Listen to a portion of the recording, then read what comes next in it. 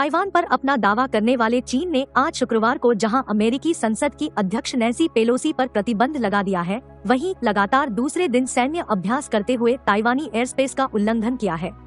Taiwan के रक्षा मंत्रालय ने आज बयान जारी करते हुए बताया है कि 68 चीनी विमान 13 युद्धपोत शुक्रवार को मध्य रेखा को पार कर गए हैं। चीन की सेना ने ताइवान का घेराव अपने कब्जे वाले द्वीपों पर सैन्य अभ्यास करते हुए कर रखी है। वहीं अमेरिका ने चीन पर नकेल कसने के लिए अपने सबसे बड़े युद्धपोत यूएसएस रोनाल्ड रीगन विमानवाहक पोत को ताइवान के करीब तैनात कर दिया है। चीन ने ताइवान की यात्रा को लेकर पेलोसी पर आज प्रतिबंध लगाए हैं। चीन के विदेश मंत्रालय की ओर से जारी बयान में कहा गया है कि पेलोसी ने चीन की चिंताओं की परवाह नहीं की है। वहीं ताइवान के दक्षिण पूर्व में अमेरिकी नौसेना का यूएसएस रोनाल्ड रीगन विमानवाहक पोत फिलीपीन पश्चिमी प्रशांत सागर में ताइवान की जलसीमा से लगे हुए इलाके में तैनात कर दिया गया है।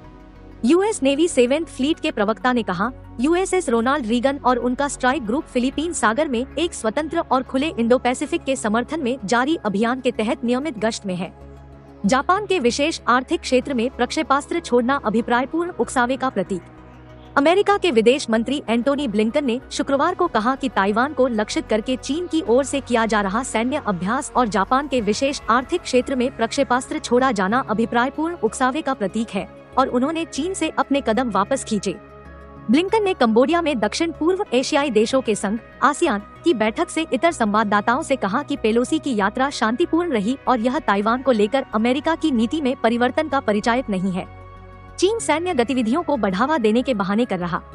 ब्लिंकन ने आरोप लगाया कि चीन इसे यात्रा को ताइवान जलद भूमध्य के आसपास उकसावे की सैन्य गतिविधियों को बढ़ावा देने के बहाने के तौर पर ले रहा है। उन्होंने कहा कि इसकी वजह से नोम पेन्हा में आयोजित पूर्वी एशिया शिखर सम्मेलन के दौरान तल्ख संवाद हुआ। इस सम्मेलन में उनके और चीनी विदेश मंत्री वांग यी के अलावा आसियान, रूस एवं अन्य देशों के प्रतिनिधियों ने भी हिस्सा लिया। पेलोसी की यात्रा युद्ध और उकसावे की कार्रवाई नहीं, ब्लिंकन ने कहा, मैंने एक बार फिर यह स्पष्ट किया है कि हमने सार्वजनिक तौर पर और प्रत्यक्ष तौर पर चीनी विदेश मंत्री के साथ हाल के दिनों में कहा है कि उन्हें पेलोसी की यात्रा को युद्ध और उकसावे की कार्रवाई के तौर पर नहीं देखना चाहिए, क्योंकि उन्होंने जो कुछ किया है उसे न्यायोचित नहीं ठहराया जा सकता। मैंने इस तरह की सैन्य कार्रवाई समाप्त करने का आग्रह किया है। अमेरिका ने रोनाल्ड रीगन विमानवाहक पोत को स्थिति की निगरानी के लिए निर्देश दिया। पेलोसी की यात्रा को लेकर चीन की आक्रामक प्रतिक्रिया के बावजूद ब्लिंकन ने कहा कि अमेरिका भी इस क्षेत्र में अपने सहयोगियों की सुरक्षा के प्रति अपनी प्रतिबद्धता नहीं बदलेगा।